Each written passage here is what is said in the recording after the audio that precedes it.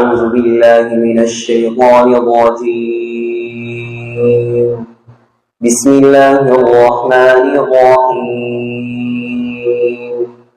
إن الذين يتلون كتاب الله وأقاموا الصلاة وأنفقوا مما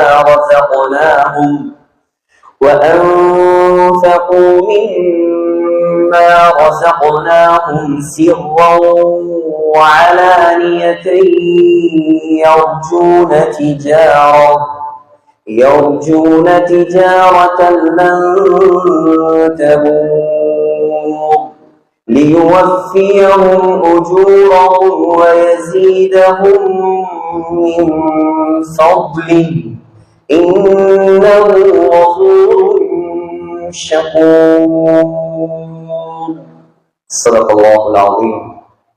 وقال النبي صلى الله عليه وسلم: لا يأتين على الناس زمان لا يبقى فيه أحد إلا أكل الربا فإن لم يأكله أصابه من غباره. رواه أبو داود والنسائي. صدق رسول الله صلى الله عليه وسلم.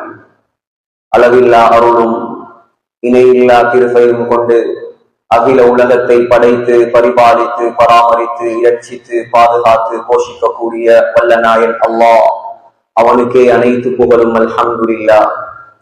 அந்த அல்லாஹ் அல்லதி ஹலகனி ஃபஹுவ யஹ்தீன், அவனே என்னை படைத்தவன், அவனே எனக்கு நேர் வழி காட்டுபவன். அந்த அல்லாஹ் வல்லதி ஹுவ யுத்இமுனி வ யஸ்கீன், அவனே எனக்கு சாப்பாடு தருபவன், அவனே எனக்கு குடிபானம் தருபவன். ஃபஇதா மரிது ஃபஹுவ யஷ்ஃபீன், எனக்கு நோய் வந்தால் அவனே எனக்கு நிவாரணம் அளிப்பவன். வல்லதி யுமீதுனி சும்ம யுஹீன், இந்த உலகத்தில் என்னை மௌத்தாக்கி மறுமையில் என்னை உயிர்ப்பிக்க கூடியவன். வல்லதி அத்மஉ அன் யக்ஃபிர லீ ஹதீஅதி யௌமத்தீன், மறுமையில் என்னுடைய பாவங்களை மன்னிப்பதற்கு தகுதியான ஒரே இறைவன். குல் ஹுவல்லாஹு அஹத், அவன் தனித்தவன். அல்லாஹு ஸமத், அவன் எந்த தேவை மற்றவன். லம் யலித், அவனுக்கு குழந்தைகள் கிடையாது. வலம் யூலத், அவனுக்கு பெற்றவர்கள் கிடையாது. வலம் யகுல் லஹு குஃபுவன் அஹத், அவனுக்கு ஈடாக இணையாக ஒப்பாக உவமையாக இந்த அந்த சராசரத்தில் யாருமே கிடையாது என்பதாக சங்கையான இந்த மிம்பரில் வைத்து நான் சாட்சி சொல்கிறேன். ஸலாத் எனும் கருணையும் ஸலாம் எனும் ஈடேற்றமும் நபிகுல திலகம் மனு குலத்தின் மகுடம் மாநிலம் போற்றும் மாமேதை உலகுக்கு வந்த உத்தமர் கருணை கடல் காரூண்ய வள்ளல் நற்குணத்தின் தாயகம் நபிகள் நாயகம் ஸல்லல்லாஹு அலைஹி வஸல்லம் அன்னவர்கள் மீதும் அன்னலம் பெருமானுடைய அழகிய வாழ்க்கை வழிமுறைகளை அடியொற்றி நடப்பதிலே அணுவளவும் நெறிபிசகாமல் அகில உலகத்துக்கெல்லாம் அழகிய முன்மாதிரியாக வாழ்ந்து காட்டிய அருமை தோழர்கள், சங்கையான மனைவிமார்கள், கியாம நாள் வரை வரக்கூடிய முஃமினான முஸ்லிமான ஆண்கள் பெண்கள் அனைவர் மீதும் உண்டாகட்டும். அல்லாஹுவால் கடமையாக்கப்பட்ட புனித ஜும்ஆவுக்காக வேண்டி நேர காலத்தோடு சமூகம் தந்திருக்கும் சங்கை மிக்க உலமாக்களே, அல்லாஹுவின் நல்லடியார்களே, கனவான்களே, வல்லவன் அல்லாஹ்வை மௌத்து வரைக்கும் அஞ்சி பயந்து தக்வாவுடன் வாழுமாறு முதலில் ஹுத்பா பிரசங்கம் நிகழ்த்தக்கூடிய எனக்கும் அப்பால் செவியேற்கக்கூடிய உங்களுக்கும் நான் உபதேசம் செய்கிறேன். இத்தகுல்லாஹ். அன்பு நிறைந்த அல்லாஹ்வின் நல்லடியார்களே, அல்லாஹ் இந்த உலகத்தில் முஸ்லிம்களாக எம்மை படைத்து சில கட்டுப்பாடுகளை விதித்து வைத்திருக்கிறான். இந்த உலகத்தில் நாம் வாழ வந்தவர்கள் ஒரு குறுகிய கால வாழ்க்கை. அந்த வாழ்க்கையில் முஸ்லிம்களாகிய நாம் நினைத்ததை போல எல்லாம் வாழ முடியாது.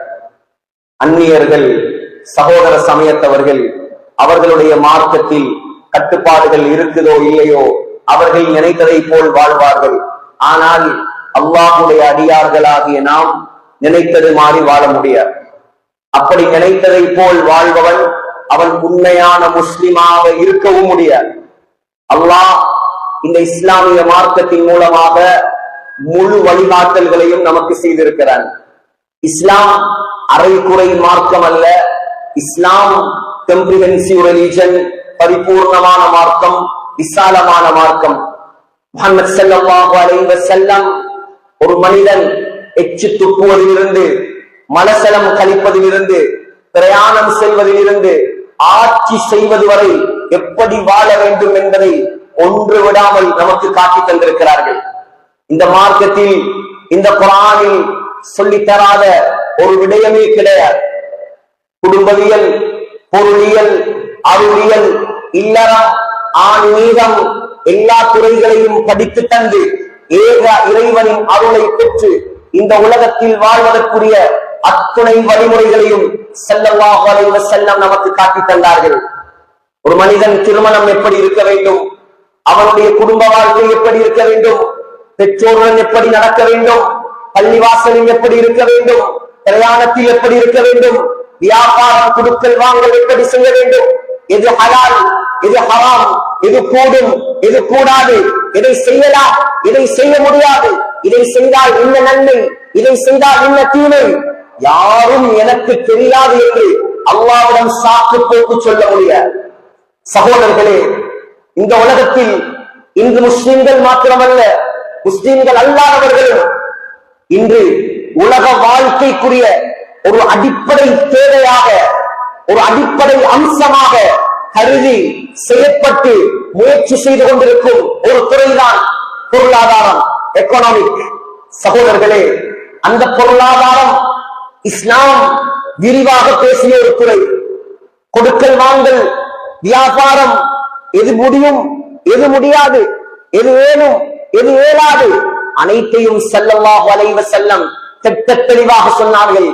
இன்னல் ஹலால பையின், ஹலால் தெளிவானது, வல் ஹராம பையின், ஹராமும் தெளிவானது, வபைனஹுமா உமூரும் முஷ்தபிஹாத், ஹராத்துக்கும் ஹலாலுக்கும் இடையில் சில குழப்பமான விடயங்கள் இருக்கிறது. லா யஅலமுஹுன்ன கஸீரும் மினன் நாஸ், அதிகமான மக்கள் அதை பற்றி அறிவில்லாமல் இந்த உலகத்தில் வாழ்கிறார்கள். இன்று வியாபாரத்திலே, கொடுக்கல் வாங்கலிலே, முஸ்லிம்களுடைய வியாபார துறையிலே ஊடுருவி இருக்கக்கூடிய ஆகப்பெரிய அல்லாஹ்வுடைய சாபத்தை பெற்றுத்தரக்கூடிய, அல்லாஹ்வுடைய கோபத்தை இறக்கக்கூடிய ஒரு பிரம்மாண்டமான, ஒரு பயங்கரமான ஒரு பாவம் தான் வட்டி. சகோதரர்களே, வட்டி வட்டி என்பது இந்த மார்க்கம் ஸல்லல்லாஹு அலைஹி வஸல்லம் அவர்களால் 1400 ஆண்டுகளுக்கு முன்னால் தடை செய்த ஒரு பயங்கர குற்றம். சாதாரண ஒரு குற்றம் கிடையாது. ஆனால் இந்த காலத்தில் வட்டியோடு சம்பந்தப்படாதவர்கள், இந்த ஹராத்தோடு சம்பந்தப்படாதவர்கள் இங்கே குறைந்து கொண்டே செல்கிறார்கள். சகோதரர்களே, இஸ்லாம் தடுத்து விட்டால் அதை செய்வதற்கு எனக்கும் உங்களுக்கும் எந்த அனுமதியும் கிடையாது. முதலாவது இந்த வட்டி. இந்த வட்டி என்றால் என்ன? முதலாம் வட்டி என்றால் உங்களுக்கு விளங்குவதை போல் சொல்வதாக இருந்தால், ஒருவரிடம் நீங்கள் 1000 ரூபாய் கடனுக்காக கொடுக்கிறீர்கள். கொடுத்து திருப்பி தரும் பொழுது 1200 ரூபாய் தர வேண்டும் என்பதாக நிபந்தனை இடுகிறீர்கள். இதுதான் சுருக்கமான வட்டி. ஆனால் இந்த வட்டி, இந்த வருமானம், இந்த கடனின் மூலமாக கிடைக்கக்கூடிய வருவாய் அல்லாஹ் தடை செய்த ஒன்று. ஸல்லல்லாஹு அலைஹி வஸல்லம் தெளிவாக சொன்னார்கள், குல்லு கர்பின் ஜர்ர நஃஅன் ஃபஹுவ ரிபன். எந்த கடனெல்லாம் லாபத்தை ஈட்டி தருகிறதோ, எந்த கடனெல்லாம் பிரயோசனத்தை கொண்டு வந்து சேர்க்கிறதோ, அது அனைத்தும் ஹராம். உதாரணமாக, பணத்தால் மாத்திரமல்ல, ஒரு கடனாளியால் எந்த லாபத்தையும் நீங்கள் அடையக்கூடாது. ஒருவருக்கு நீங்கள் 1 லட்சம் கடன் கொடுத்தீர்கள். கடன் கொடுத்ததற்காக அவர் சொல்கிறார், நான் இப்பொழுது ஒரு பிரயாணம் செல்ல போகிறேன், புத்தளத்திலிருந்து கொழும்புக்கு செல்ல போகிறேன், வழியில் உங்களையும் இறக்கிவிட்டு செல்கிறேன், என்னுடைய வாகனத்தில் நீங்கள் வரலாம். நீங்கள் யோசிக்கலாம், இதில் என்ன தவறு இருக்கிறது? ஆனால் இதற்கு முன்னால் உங்களோடு அவர் அப்படியான தொடர்பு இல்லாதவராக இருந்தால், கடன் கொடுத்ததற்காக வேண்டி உங்களை அவர் அவருடைய வாகனத்தில் ஏற்றினால், நீங்கள் வாகனத்தில் ஏறி செல்வதும் வட்டியாகத்தான் கணிக்கப்படும். அதுவும் ஹராம். ஒரு பிரயோசனம் அடைய முடியாது. கடன் கொடுத்த நாளிலிருந்து வீட்டில் காய்க்கக்கூடிய மாங்காவும் தேங்காவும் உங்களுடைய வீட்டுக்கு வருகிறது. இதற்கு முன்னால் அந்த பழக்கம் கிடையாது. அந்த மாங்காவும் வட்டி, அந்த தேங்காவும் வட்டி. இஸ்லாம் இதை முழுதாக வன்முறையாக கண்டிக்கிறது, முழுமையாக தடை செய்கிறது. நீங்கள் கேட்கலாம், இரண்டாவது விடயம், முதலாவது வட்டி என்றால் என்னவென்று நான் சொன்னேன். இரண்டாவது விடயம், அல்லாஹ் ஏன் இதை தடுத்திருக்கிறான்? அல்லாஹ் எதற்காக வட்டியை தடை செய்திருக்கிறான்? நீங்கள் கேட்கலாம். சகோதரர்களே, இமாம் ஃபக்ருத்தீன் ராஸி அத்தஃசீருல் கபீர் உலமாக்களால் தலைக்கு மேல் தூக்கி வைத்து கொண்டாடப்படும் ஒரு தஃசீர் தான் மஃபாத்திஹுல் கைப் அத்தஃசீருல் கபீர். அதிலே 4 காரணங்களை எடுத்திருக்கிறார்கள் வட்டி ஹராமாக்கப்பட்டதற்குரிய காரணம். முதலாவது நன்றாக விளங்குங்கள், வட்டியில் மனிதாபிமானம் இல்லை. மனிதாபிமானம் வட்டியில் கிடையாது. நீங்க சும்மா உட்கார்ந்து கொண்டு உங்களிடம் மேலதிகமாக இருக்கக்கூடிய பணத்தை அவருக்கு கொடுத்துவிட்டு அவர் தேவைக்காக விற்றவரிடமிருந்து மேலதிக பணம் எதிர்பார்ப்பது மனிதாபிமானத்திற்கு மாற்றமானது. அது இஸ்லாத்தில் தடை. இதனால் வட்டி ஹராம். இரண்டாவது, சோம்பேறித்தனம். இந்த மார்க்கம் கஷ்டப்பட்டு சிரமப்பட்டு ஹலாலாக உழைப்பதை வலியுறுத்தக்கூடிய ஒரு மார்க்கம். கைத்தொழிலுக்கு முக்கியத்துவம் கொடுக்கும் மார்க்கம். வட்டியின் மூலமாக மக்கள் கஷ்டப்பட்டு உழைப்பது, சிரமப்பட்டு சம்பாதிப்பது தடைப்பட்டு போகிறது. உதாரணமாக கூலி தொழில் செய்கிற ஒருத்தர் இருக்கிறார், அவரிடம் 10,000 ரூபாய் இருக்குது. அவரை கூப்பிட்டு சொல்றாங்க, 10,000 ரூபாவத்தா அடுத்த மாசம் 15,000 ரூபாய், அவன் தொழிலுக்கு போவான். இப்படி சல்லி இருக்கக்கூடிய எல்லாரும், பணம் இருக்கக்கூடிய எல்லாரும், காசு இருக்கக்கூடிய எல்லாரும் என்ன செய்வார்கள்? அவர்களுக்கு ஏற்ற மாதிரி வட்டிக்கு கொடுத்து விட்டு அவர்களுடைய வீட்டிலே சர்வசாதாரணமாக தாம்பீகமாக சொகுசாக உட்கார்ந்திருப்பார்கள். இதுவும் மார்க்கத்தில் தடை. மூணாவது சகோதரர்களே, ஏழைகளின் சொத்தை சுரண்டுவது இந்த வட்டியில் இருக்கிறது. சத்தத்தை கொஞ்சம் கூட்டுங்க. ஏழைகளின் சொத்தை சுரண்டுவது வட்டியில் இருக்கிறது. என்ன சொத்து? இவர் சும்மா இருக்கிறார், இவரிடத்திலே அல்லாஹ் பணத்தையும் வசதியையும் வாய்ப்பையும் அல்லாஹ் கொடுத்திருக்கிறான்.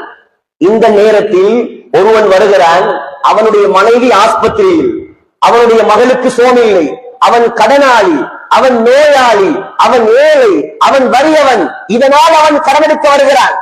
இவர் சும்மா இருந்து கொண்டு அவனுக்கு கடனை கொடுத்துவிட்டு இவரிடம் இருக்கக்கூடிய மேலதிகமான பணத்தை கடனாக கொடுத்துவிட்டு அவர் கொடுக்காவிட்டாலும் அந்த பணம் அவரிடம் சும்மாதான் இருக்கும். அப்படி இருக்கும் பொழுது அவர் என்ன செய்கிறார்? கஷ்டத்தில் இருக்கக்கூடியவர்களிடம், வறுமையில் இருக்கக்கூடியவரிடம், சோதனையில் உள்ளவர்களிடம் பணத்தை சுரண்டுகிறார்.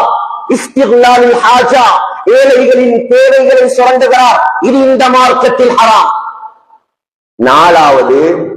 நாலாவது காரணம், மக்களுக்கு மத்தியில்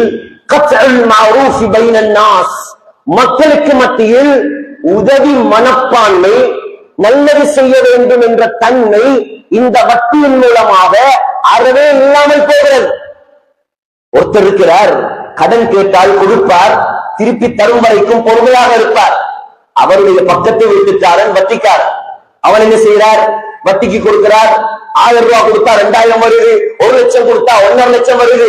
இவர் பார்ப்பார், சும்மா இருக்கக்கூடிய அவனுக்கு வருமானம் வரும் பொழுது நாவலுக்காக வேண்டி சும்மா உதவிக்காக பணம் கொடுக்க வேண்டும், அவனும் வட்டிக்கு கொடுக்க ஆரம்பிப்பான். இதனால் வட்டி ஹராம். இந்த நாளையும் தூக்கி ஒரு மூலையில் வையுங்கள். இதெல்லாம் காரணங்கள். ஆனால் அசல் காரணம் என்ன தெரியுமா? அல்லாஹ்வுக்கு பிடிக்கல, அவ்வளவுதான். அல்லாஹ்வுக்கு பிடிக்கல. உங்களோட வீடு, உங்களோட சொந்த வீடு உங்களோட பேர்ல இருக்குது. நீங்க விரும்பினா வெள்ளை பெயிண்ட் அடிப்பீங்க, நீங்க விரும்பினா பச்சை பெயிண்ட் அடிப்பீங்க, விரும்பினா உடைப்பீங்க, விரும்பினா 2 மாடி, விரும்பினா 3 மாடி, விரும்பினா 4 மாடி.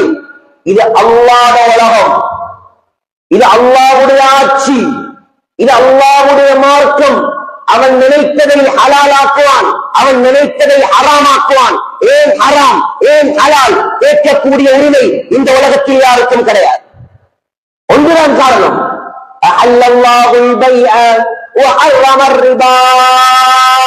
அல்லாஹ் சொல்லிவிட்டான் வட்டி ஹராம், வியாபாரம் ஹலால். அல்லாஹ் ஹராமாக்கிவிட்டான், எழுதி விடாதீர்கள். சகோதரர்களே, இந்த காலம் என்ன தெரியுமா? இந்த காலம் வகை வகையான வட்டிகள், எத்தனையோ ஹலால் என்ற பெயரில் வட்டிகள், எத்தனையோ ஏமாற்று மோசடிகள், மக்களுக்கு ஏமாற்றுவதற்காக வேண்டி புது புது பெயரில் வட்டிகளை அறிமுகப்படுத்தி மக்களை ஹராத்தில் ஆழ்த்திக் கொண்டிருக்கிறார்கள். கவனமாக இருங்கள், ரொம்ப கவனமாக இருங்கள். அதிகமாக என்னிடம் வரக்கூடிய ஒரு சட்டத்தை உங்களுக்கு நான் தெளிவுபடுத்துகிறேன். இன்றைக்கு அதிகமான என்னுடைய நண்பர்கள் கேட்கக்கூடிய கேள்வி என்ன தெரியுமா? பழமையாக வரலாறு கேட்பீர்கள், இந்த முறை உங்களுடைய வாழ்க்கைக்கு தேவையான ஒரு பாடம் இந்த மின்பரில் நடத்தப்படுகிறது. ரொம்ப கவனமாக கேளுங்கள், வாழ்க்கையில் அமுல்படுத்தும் நோக்கத்தோடு கேளுங்கள், இல்லை என்றால் இது வீணாக போய்விடும். உதாரணமாக, வட்டி பேங்க்ல ஒருவர் தன்னுடைய நகையை ஈடு வைத்திருக்கிறார். வட்டி பேங்க்ல ஈடு வைக்கிறது ஹராம், நகை ஈடு வைக்கிறது ஹராம். ஆனால் அவரால் அதை திருப்பி எடுக்க முடியவில்லை. இப்பொழுது ஒரு நண்பர் என்ன செய்கிறார்? அந்த வட்டியிலிருந்து அவரை காப்பாற்றுவதற்காக வேண்டி அவருக்கு பணம் உதவி செய்கிறார். செய்யணுமா? கடன் கொடுக்கணுமா? கடன் கொடுக்கலாம், அவர் அந்த ஹராத்திலிருந்து பாதுகாக்கலாம். ஆனா அதிகமாக பணத்தை கொடுக்கிறார்கள். பேங்க்ல நகையை மூந்து எடுக்கிறதுக்கு பணத்தை கொடுக்கிறார்கள். செய்யறது என்ன தெரியுமா? பணத்தை கொடுத்துட்டு அந்த நகையை நீங்க எங்களுக்கு தரும்.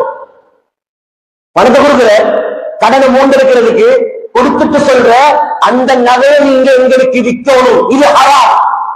தங்கம் கலத்து வியாபாரம். அறுதியாக கூடிய தங்கத்தை கலத்தி எடுப்பது, எடுத்து அவர் யாருக்காவது கொடுத்தா பரவாயில்ல, எனக்குத்தான் நீ விற்க வேண்டும் என்று நிபந்தனை போட்டால் அந்த தொழில், அந்த நிபந்தனை ஹராம். இன்னைக்கு அதிகமானவங்க அதை செய்யறாங்க, அதிகமானவங்க செய்யறாங்க. ஒன்று ரெண்டு அல்ல, இன்னும் ஒன்று என்ன தெரியுமா? பல சூரத்துகள் அரை மணி நேரம் 3/4 மணி நேரம் குத்பாவில் அனைத்தையும் எனக்கு சொல்லி முடிக்க முடியாது. இவர் சும்மா இருக்கிற ஒருவர்த்த இன்வெஸ்ட்மெண்ட்டுக்கு பணம் கொடுக்கிற 50 லட்சம் நீங்க வியாபாரம் செய்றீங்க. அப்துல் ரஹ்மான் ஆஜியார் வியாபாரம் செய்யறார். இப்ப நான் கொடுக்கிறேன் 50 லட்சம் பணம் அவருக்கு கொடுத்து சொல்றேன், லாபத்துல பங்கு தரும். இது அனுமதி இருக்கா? மார்க்கத்துல இருக்கு. எப்படி பங்கு தரும்? விகிதாசார அடிப்படையில் பங்கு. லாபத்தில் 50 லட்சம் அவர்ற, 50 லட்சம் என்ற 50% லாபம் எனக்கு, 50% லாபம் அவருக்கு. அதே போல நஷ்டம் வந்தாலும் அதையும் பொறுப்பெடுக்கிறேன். இன்றைக்கு ஒரு சில வியாபாரம் எப்படி தெரியுமா? 50 லட்சத்தை கொடுத்து சொல்ற, எனக்கு மாசம் 1 லட்சம் ரூபாய் நீங்க ப்ராஃபிட் தரணும். பச்சஹரா. இதுக்கு அனுமதி. தொகையை குறிப்பிட்டு சொல்வதற்கு உங்களுக்கு அனுமதி இல்லை. கூடும் குறையும், லாபம் வரும் நஷ்டம் வரும், ரெண்டையும் பொறுப்பெடுப்பதற்கு நீ தயாராக இருந்தால்தான் முபாரபா பங்குடைமை வியாபாரத்தில் நீ இறங்க வேண்டும். இன்னும் ஒரு சிலர் தங்கத்தை கடனுக்கு வாங்க. தங்கம் ஹராம். ஒரு நிமிஷம் கூட தங்கத்தை கடனுக்கு வாங்கவோ விற்கவோ இந்த மார்க்கத்தில் அனுமதி கிடையாது. உதாரணமாக, நகை வாங்க போறார், 5 லட்சம் ரூபாய் நகை, 4 லட்சம் தான் கையில் இருக்கு. நகைக்கடைக்காரர் இவருடைய நெருங்கிய நண்பர் சொல்றார், 4 லட்சத்தை வைங்க, நாளைக்கு காலையில இல்ல, இன்றைக்கு அந்தியில இல்ல, இன்னும் 2 ஹவர்ல இல்ல, இன்னும் 1 ஹவர்ல பணத்தை தருகிறேன் என்று சொல்லி வியாபாரம் தங்கத்தை கடனுக்கு எடுக்க முடியாது. தங்கத்துடைய வியாபாரம் நேரடியாக இருக்கும். முத்தமாசிலன் நகதன், பணமாக இருந்தால் உரிய பணத்துடைய தொகையை கொடுத்து விட்டுதான் நீங்கள் தங்கத்தை வாங்கி எடுக்க வேண்டும். கடன் அங்கே செல்லுபடியாகாது, கடன் அங்கே ஏற்றுக்கொள்ளப்படாது. தங்க வியாபாரத்திலோ வெள்ளி வியாபாரத்திலோ கடன் கொடுக்கல் வாங்கலுக்கு அனுமதி கிடையாது. பணமாகத்தான் இருக்க வேண்டும். ஆனால் ஒருவேளை உங்களுக்கு செய்யலாம். 4 லட்சம் தான் இருக்குது, நகக்கணக்காரர்கிட்ட 1 லட்சத்தை கடனாக வாங்கி அவருக்கு கொடுத்துட்டு தங்கத்துடைய வேலை செட்டில்மெண்ட், தங்கத்துடைய பணம் செட்டில்மெண்ட், உங்களுக்கு இப்போ நான் 1 லட்சம் ரூபாய் கடனாக தர வேண்டும். அது பிரச்சனை. பணம் கடன் பிரச்சனை இல்லை, தங்கம் கடனாக எடுக்க முடியாது. இன்று அதிகமானவர்கள் சகோதரர்களே இந்த இன்வெஸ்ட்மெண்ட் இந்த சல்லியை கொடுத்து லாபம் எடுக்கக்கூடிய விடயத்திலே எத்தனையோ பேர் மாட்டிக்கொண்டு தவிக்கிறார்கள். உங்களை நான் எச்சரிக்கிறேன், இந்த மின்பரில் வைத்து அறாமான வியாபாரத்தில் அறாமான தொழிலிலே உங்களுடைய பணங்களை நாசமாக்கி விடாதீர்கள். ஸல்லல்லாஹு அலைஹி வஸல்லம் சொன்னாங்க, லயத்தியன்ன அலன் நாஸி ஸமான், ஒரு காலம் வரும், மக்கள் மீது ஒரு காலம் வரும், முழு பேரும் வட்டிக்குள் மாட்டிக்கொள்வார்கள். முழு பேரும் வட்டிக்குள் மாட்டிக்கொள்வார்கள். அப்படி வட்டி அவர் எடுக்கவில்லை என்றாலும் அஸாபஹு மின் குபாரிஹி, அபூ தாவூத்ல வருது, வட்டியுடைய புகையாவது அவர் மீது வந்து படும் என்றார்கள். இன்று நாம் விரும்பியோ விரும்பவில்லையோ கரண்ட் பில்லிலும் வட்டி, தண்ணி பில்லிலும் வட்டி, கொஞ்சம் லேட்டாகினால் வட்டி, விருப்பம் இல்லாமல் எதிர்பார்க்காமல் எத்தனையோ பேர் வட்டியை கட்டிக் கொண்டிருக்கிறார்கள். அவ்வளவு பயங்கரமான பாவம், அவ்வளவு தவிர்த்து கொள்ள முடியாத ஒரு மோசமான ஒரு பாவமாக இந்த வட்டி மாறிவிட்டது. சகோதரர்களே, அல்லாஹ்வின் நல்லடியார்களே, சொன்னார்கள் ஸல்லல்லாஹு அலைஹி வஸல்லம், எவ்வளவு பயங்கரமான பாவம் தெரியுமா, எவ்வளவு எச்சரிக்கையான பாவம் தெரியுமா? சொன்னார்கள் ஸல்லல்லாஹு அலைஹி வஸல்லம், அர்ரிபா, வட்டி இருக்கிறது, 70 ஹௌபன், வட்டிக்கு 70 படித்தரங்கள் இருக்கிறது. அதில் ஆக குறைந்தது என்ன தெரியுமா? ஐயத்தியர் ரஜுல் உம்மஹு, இப்னு மாஜால வரக்கூடிய சஹீஹான ஹதீஸ். வட்டியில் ஆக குறைந்த பாவம் ஒரு மனிதன் தன்னுடைய தாயோடு விபச்சாரம் செய்வதற்கு சமம். இதை விட கேவலமான ஒரு வார்த்தை வேணுமா? யாராவது விரும்புவார்களா தாயோடு சேர்வதற்கு? அதை விட கேவலமான ஒரு பாவம் இந்த உலகத்தில் இருக்குமாக இருந்தால் அது வட்டி என்றார்கள் ஸல்லல்லாஹு அலைஹி வஸல்லம். முஸ்னத் அஹ்மதுல வருது. இதெல்லாம் இந்த மிம்பரை சாட்சியாக வைத்து நாம் ஒத்துழைக்கிறோம். நன்றாக கேளுங்கள், நன்றாக விளங்கிக் கொள்ளுங்கள். முஸ்னத் அஹ்மதுல வருது. சொன்னாங்க ஸல்லல்லாஹு அலைஹி வஸல்லம், திர்ஹமு ரிபன், திர்ஹமு ரிபன், எங்கட பாசையில சொல்றேன்டா, 1 ரூபாய் காசு வட்டி, யக்குலுஹு ரஜுலு வஹுவ யஅலம், தெரிந்து கொண்டு அறிந்து கொண்டு 1 ரூபாய் வட்டி சாப்பிடுவது இருக்கிறது. சொன்னார்கள், அஷத்து மின் 36 ஜன்யத்தன், 36 தரம் விபச்சாரம் செய்வதை விட 1 ரூபாய் வட்டி எடுக்கிறது பயங்கரம் என்றா. 36 தரம் விபச்சாரம். திருமணம் முடித்த ஒருவர் விபச்சாரம் செய்தால், இஸ்லாமிய நாடாக இருந்தால் அவரை கல்லால் அடித்து கொலை செய்ய வேண்டும். 1 ரூபாய் வட்டி எடுக்கிறது, 36 தரம் கல்லால் அடித்து கொல்லப்படுவதை விட பயங்கரமான பாவம். அவ்வளவு பயங்கரம். யாருக்காவது தைரியம் இருக்கிறா சகோதரிகளே? யாருக்காவது தைரியமா? அல்லாஹ் சொல்கிறான், இத்தகுல்லாஹ், ஏனென்றே அல்லாஹ்வை பயந்து கொள்ளுங்கள். வதரு மா பக்கிய மினர் ரிபா, வட்டியை விட்டு விடுங்கள். ஃபைலம் தஃஅலு, வட்டியை விடுறதுக்கு நீங்க ரெடி இல்லையா? உங்களுக்கு வட்டியில தான் கார் ஓடணுமா? வட்டியில தான் வீடு வாங்கணுமா? வட்டியில தான் வாழணுமா? உங்களுக்கு இன்பமாக இருக்கிறா? இன்பம் விளங்கும், கொஞ்சம் சொனங்கும். வட்டிக்காரர்கள் ஆரம்பத்துல அது இன்பம் தான், நடு தெருவுல கொண்டு வந்து அல்லாஹ் நிப்பாட்டுவான். அப்ப விளங்கும் அதனுடைய பாரதூரம். அல்லாஹ் சொல்றேன், உங்களுக்கு வட்டியை விடுவதாதா, வட்டியை விடுவதாதா? 2 பாவம். ஒரு பாவம் குர்ஆனில் சொல்லப்பட்டிருக்கிறது, அடுத்த பாவம் ஹதீஸில் சொல்லப்பட்டிருக்கிறது. இந்த 2 பாவத்தையும் செய்தால் அல்லாஹ் சொல்கிறான், என்னோடு யுத்தம் செய்வதற்கு நீங்கள் தயாராகுங்கள்.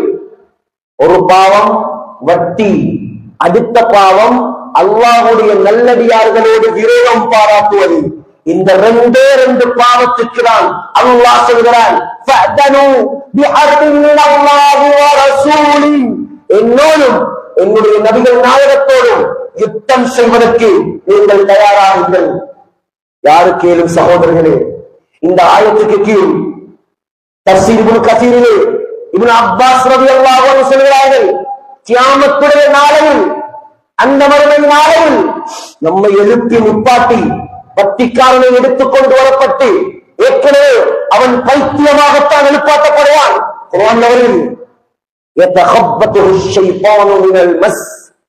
பேய் பிடித்தவனைப் போல, ஜின் பிடித்தவனைப் போல, ஷைத்தான் பிடித்தவனைப் போல பைத்தியக்காரனாகலாம் கியாமத்துடைய நாளையில் வட்டிக்காரன் எழுப்பாட்டப்படுவான்.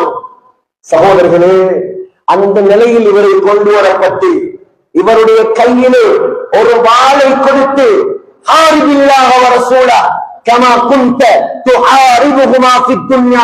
உலகத்தில் வட்டியை எடுத்து அல்லாஹ்வோடு யுத்தம் செய்வதற்கு நீ தயாராகினாய், அதே போல இந்த கியாமத்துடைய நாளையில் இதோ வாளை பிடி, அல்லாஹ்வோடு யுத்தம் செய். சொல்லப்பட்டால் எப்படி இருக்கு கேளுமா?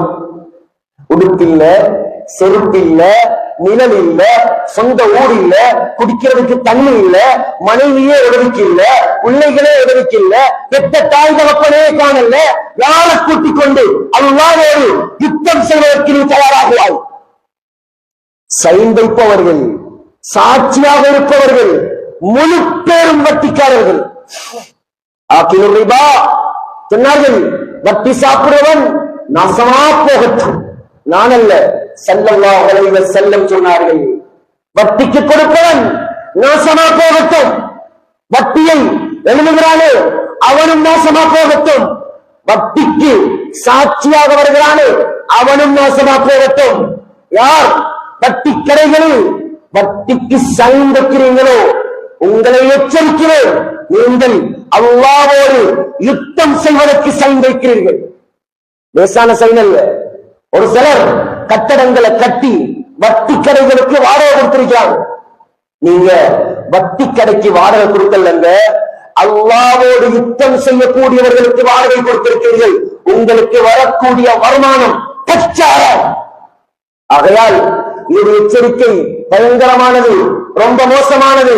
பதவாக்குளம் என்பது ஒரு முன்மாதிரியான ஒரு கட்டுப்பாடான ஒரே ஜுமா பள்ளிக்கு கீழ் அழகான மதரசாக்கள், அழகான மக்கள், ஒழுக்கமான மக்கள் ஜுமாவுக்கு மிம்பரில் ஏறும் பொழுது பள்ளிவாசல் முறையாக நிறைந்து விடுகிறது. உங்களுக்கு நாம் அன்பாக சொல்லக்கூடிய விடயம்தான் நேரம் முடிந்து கொண்டே வருகிறது.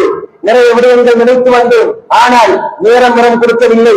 உங்களுக்கு நாம் சொல்லக்கூடிய அன்பான ஒரு எச்சரிக்கை, தயவு செய்து தெரியாத வட்டிகளில் காலை வைத்து விடாதீர்கள். அப்படி வைத்தால் நீங்கள் நன்றாக ஞாபகம் செய்து கொள்ளுங்கள், நீங்கள் முதலாவது அல்லாஹ்வோடு யுத்தம் செய்வதற்கு தயாராகிவிட்டீர்கள். இரண்டாவது 36 தரம் விபச்சாரம் செய்வதற்கு தயாராகிவிட்டீர்கள்.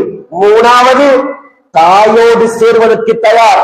நாலாவது கியாமத்துடைய நாளையில் மௌத்தா போனதற்கு பின்னால் பைத்தியக்காரனாக எழுப்பாட்டப்படுவதற்கு தயார். நான் சொன்ன எதுவும் என்னுடைய புறத்தால் அல்ல, பலகீனமான ஹதீஸும் அல்ல, அவ்வளவும் ஆதாரபூர்வமானது.